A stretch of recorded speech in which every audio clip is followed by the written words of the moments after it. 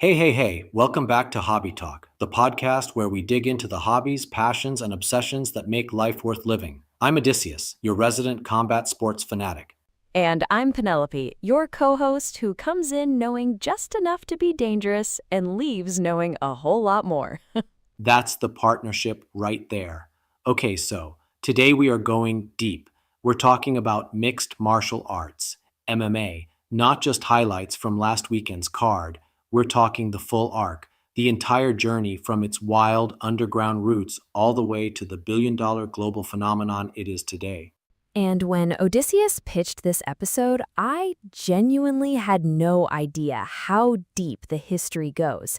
This thing has roots that go back thousands of years.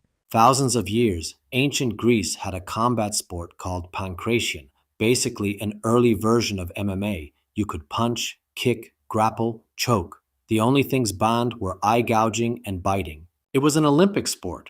Warriors trained in it. And this idea of combining different forms of fighting, it's almost instinctual.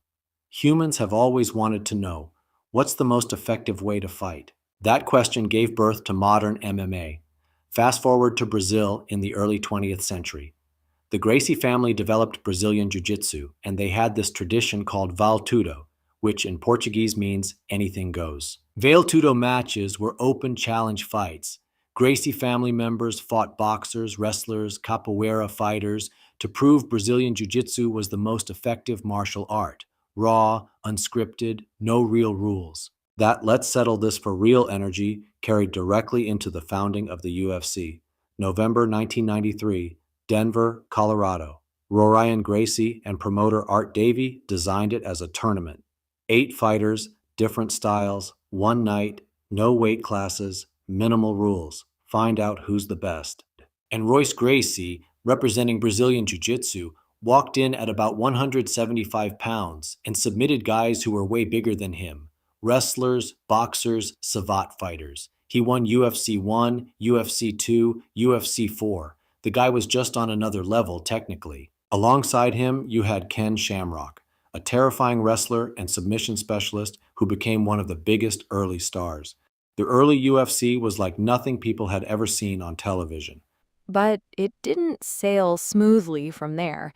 There was a senator who got involved, right? This is the dark chapter. Senator John McCain saw a tape of early UFC and was horrified. He called it, direct quote, human cockfighting. He personally wrote letters to all 50 U.S. state governors urging them to ban the sport. And it worked. By the late 90s, the UFC was banned in 36 states. Major cable providers dropped it. The organization was hemorrhaging money. This was a genuine existential crisis for the sport in America.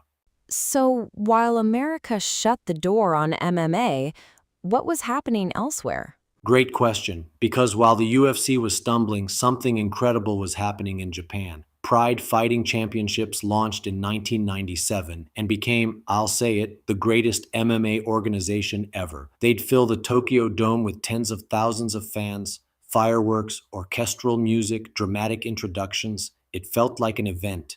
The roster was a Mount Rushmore of all-time greats. Fedor Emelianenko, this quiet, unassuming Russian who looked like your accountant, would step into the ring and dismantle world-class heavyweights like it was nothing. Many consider him the greatest MMA fighter of all time. Then there was Wanderlei Silva, the axe murderer, a Brazilian who would walk forward and throw bombs nonstop. The Japanese crowd went crazy for him. And Mirko Cro Cop, a Croatian heavyweight whose left high kick was one of the most feared weapons in martial arts history. His catchphrase was basically right leg, hospital, left leg, cemetery, laughs. And then there's someone I have to talk about who might be the most beloved fighter in Pride history, Kazushi Sakuraba. I genuinely get fired up talking about this man. He was a Japanese wrestler, incredibly creative and unpredictable, almost playful in his style, like he was having the time of his life in there. But what made him a legend, what turned him into a national hero in Japan, was one nickname, the Gracie Hunter. Because Sakuraba didn't just beat one member of the Gracie family, he beat 4 of them. Royler Gracie, Royce Gracie, Ryan Gracie, Renzo Gracie. The family that built this entire sport, and this one Japanese grappler just systematically hunted them down one by one. When Sakuraba walked out in the Tokyo Dome, the place would absolutely lose its mind. He was beloved on a level that transcended sport. Wait, the Gracie Hunter? As in the same Gracie family we've been talking about this whole episode? The ones who built BJJ and basically invented modern MMA? He beat 4 of them? Pride shaped the sport in a profound way. It showed the world MMA could be big, global, beautiful. The fighters who competed there came back technically sharper and more dangerous. Pride forced the evolution of the sport. So while America tried to kill MMA, Japan was nurturing and elevating it. Japan kept the flame burning, and that gave the UFC time to reinvent itself. In 2001, brothers Lorenzo and Frank Fertitta bought the UFC for $2 million and brought in Dana White as president. Dana White became the face and engine of the UFC's comeback, relentless everywhere, promoting and arguing and talking to media. And critically, they worked with the Nevada State Athletic Commission to legitimize the sport, introducing the unified rules of MMA, weight classes, time limits, referee stoppages, mandatory gloves. All of a sudden, MMA had a structure that athletic commissions could understand. States that had banned it started allowing it back. The sport could breathe again. From human cockfighting to a regulated athletic competition. Quite a rebranding. The biggest rebranding in sports history, and the moment that launched it mainstream, 2005, The Ultimate Fighter on Spike TV, free television, fighters living together, competing for a UFC contract. The season finale, Forrest Griffin versus Stephen Bonner, was such an incredible back and forth war that it basically went viral before viral was even a concept. And what made that fight so powerful wasn't just that it was exciting. It's what it showed a mainstream audience who had never seen MMA before. 3 full rounds of pure heart and grit. Both men exhausted, both bleeding, and neither one would go down. It proved to millions of casual viewers that these athletes were not brawlers or thugs. They were elite, courageous competitors. Dana White himself has called it the most important fight in UFC history because it converted millions of casual viewers into lifelong fans overnight. After that episode aired, the UFC's phone lines were flooded with calls from people wanting to buy tickets, wanting to know the next event. One fight on free TV changed everything. So, a reality TV show saved the UFC. In the most American way possible, pay-per-view numbers exploded, events doing 1 million, 2 million buys. The sport was on Sports Illustrated covers. ESPN was covering it. Mainstream sports media that had mocked MMA suddenly couldn't get enough. The money absolutely followed. The UFC signed huge sponsorship deals and expanded internationally. And then in 2016, WME IMG bought the UFC for $4 billion. From $2 million to $4 billion, 2,000 times the original investment. It also opened a real conversation about fighter pay. While the organization is worth billions, many fighters, especially those not at the top, earn relatively modest salaries. It's one of the biggest ongoing debates in combat sports. That tension will only grow.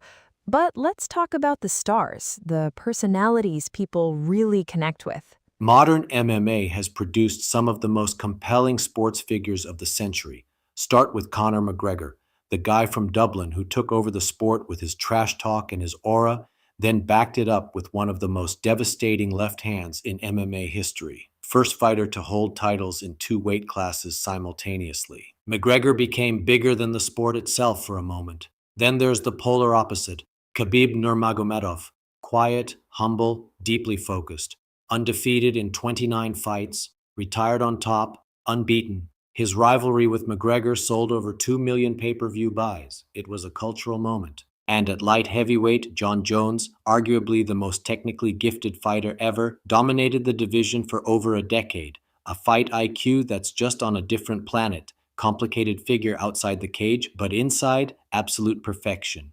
And what about women in the sport? It was very much seen as a male domain for a long time. And the person who changed everything for women's MMA was Ronda Rousey, an Olympic judoka who was just on a different technical level. First woman signed to the UFC in 2012. She didn't just break through, she completely smashed the door down for women in combat sports. Magazine covers, movies, hosting shows. And then Amanda Nunes, who beat Rousey and became the greatest female fighter of all time. two-division champion, power, technique, heart, the lioness, remarkable.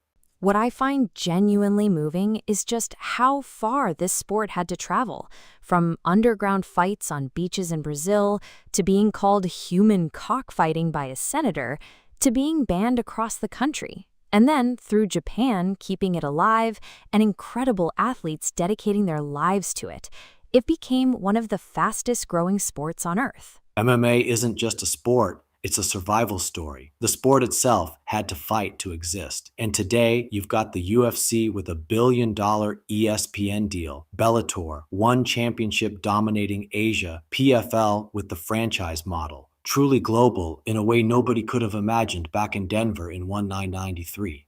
From a cage in Denver to the entire planet, I came into this episode thinking I knew MMA. I leave realizing I barely scratched the surface.